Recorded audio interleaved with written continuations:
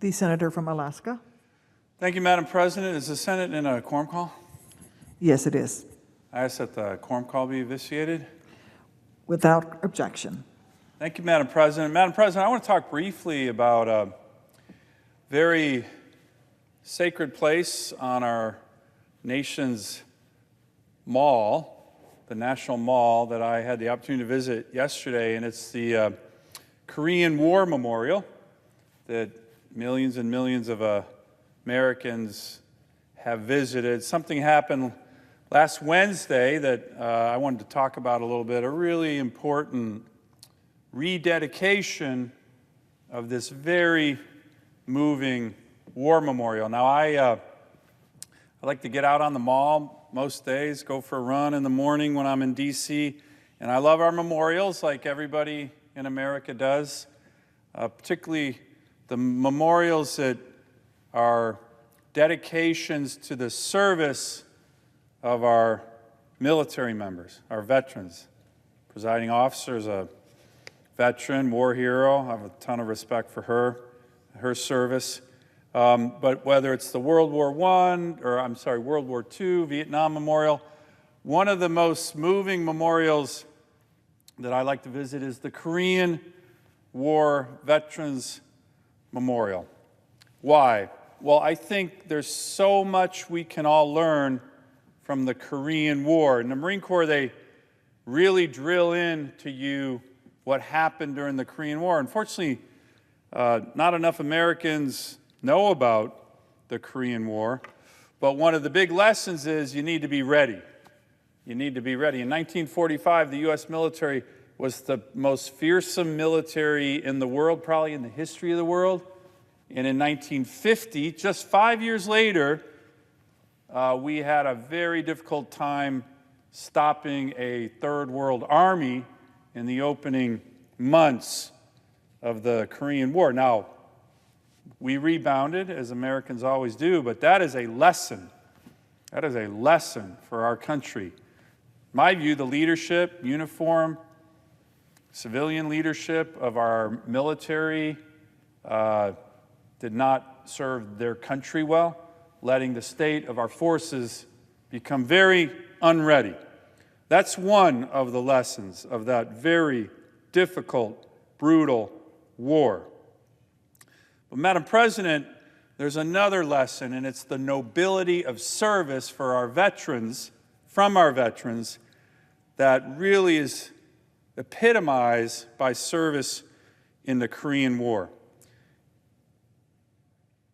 The memorial has many beautifully engraved sayings, but one, when you think about it, is so moving and, in my view, depicts the nobility of American military service, particularly as it relates to that war.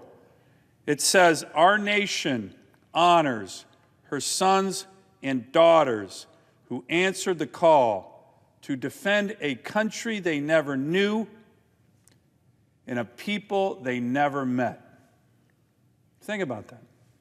Young men and women in America sent to fight halfway around the world to defend freedom, and that's exactly what they were doing. And they didn't even know who they were defending. A lot of them didn't even know where they were. To me, those words capture the essence of nobility, and so does the Korean War Memorial. You see part of it here. The centerpiece is 9 large statues, soldiers, sailors, airmen, Marines. They're grunts, infantry grunts on patrol.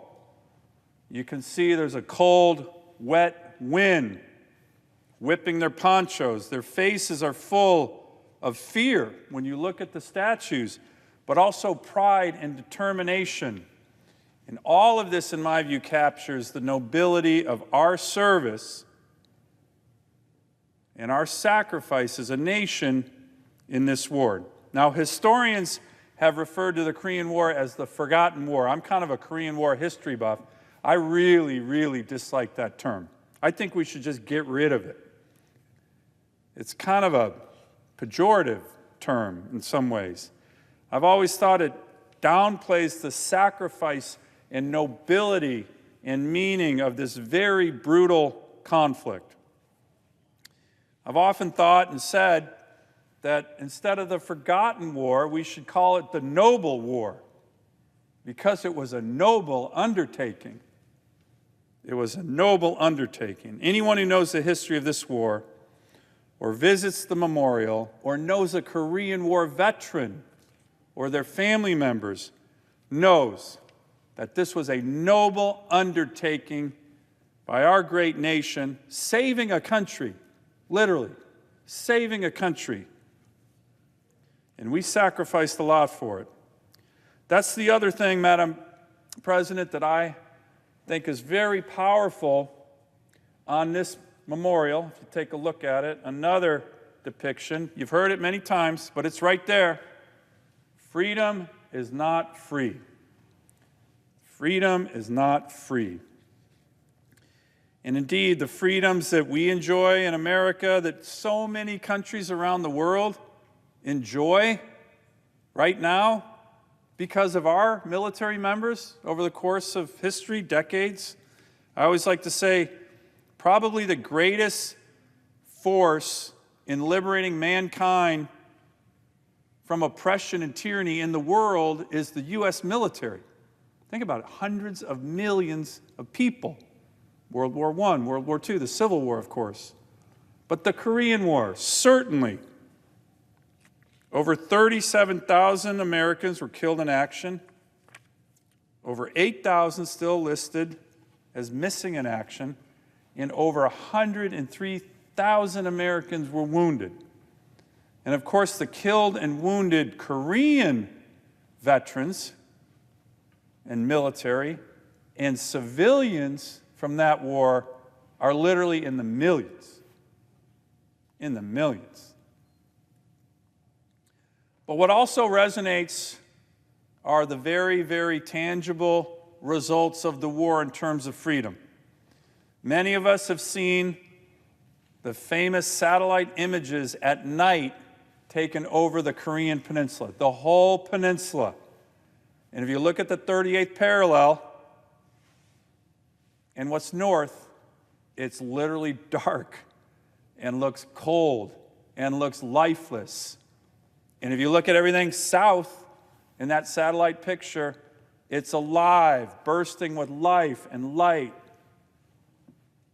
In my view, there's very few better illustrations of the disparity between freedom and authoritarianism than the image of that Korean peninsula at night with those two countries. One's bright and alive, one's dark and literally dead.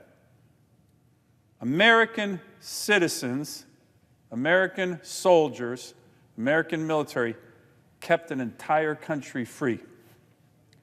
So, what happened last week, Madam President?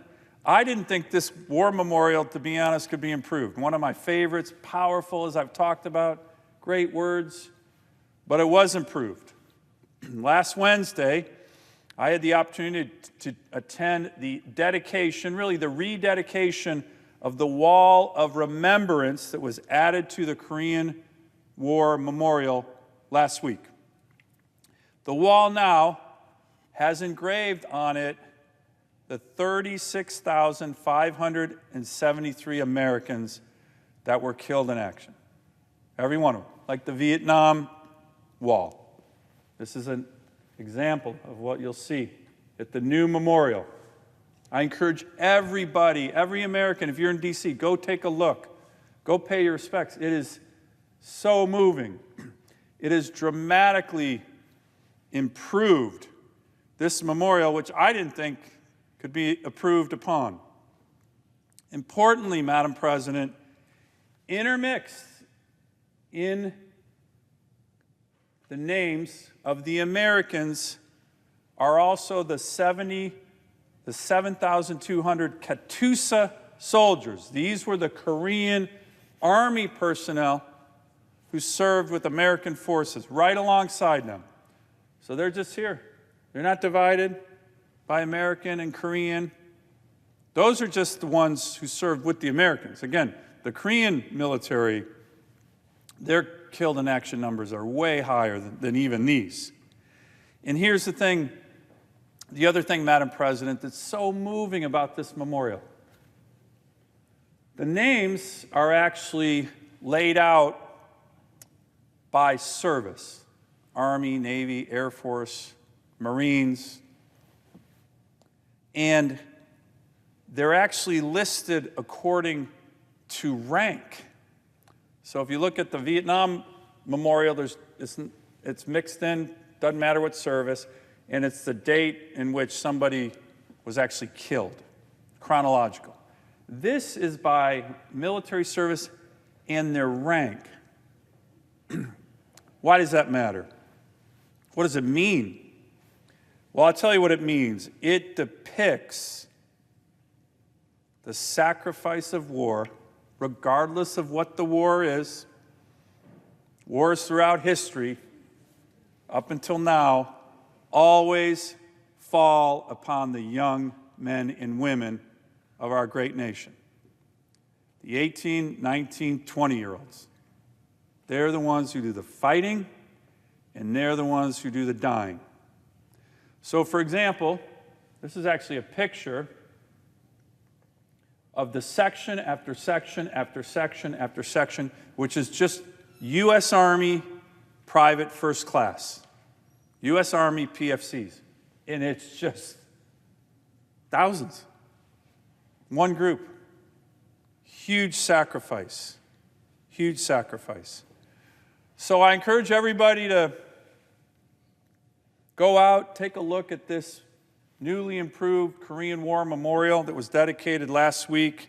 It was such a moving ceremony, made all the more moving by the beautiful voice of Miss America, Emma Broyles, who sang "God Bless America" in front of the thousands of veterans who were there, thousands, Americans, Koreans.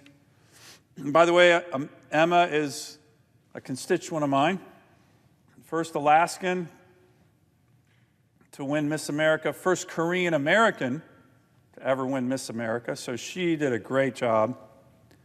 And the final thing, Madam President, I just want to mention is and I think the whole Senate, I'm working on a Senate resolution.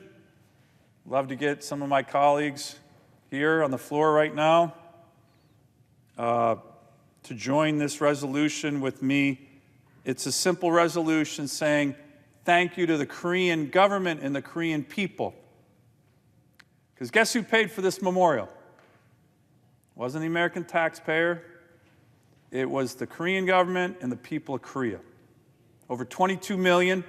We had tremendous support from our Korean War American Veterans Associations. They did a great job. But the vast, vast bulk of the funding for this new, incredible, moving Korean War Memorial was from the people of Korea and the government of Korea. And they sent their defense minister, they sent their Veterans Affairs minister, they sent a huge delegation of members of their legislature, all for this ceremony. So I want to thank all of them. And I want to thank our veterans, our Korean War veterans, who served in the noble war, not the forgotten war, the noble war, a proud moment of history between our two great nations, a history that's bonded us, the Republic of Korea and the United States of America, for decades. And now our Gold Star families and Korean War veterans can visit the names of their friends and families and loved ones who did this. As the memorial says, answered the call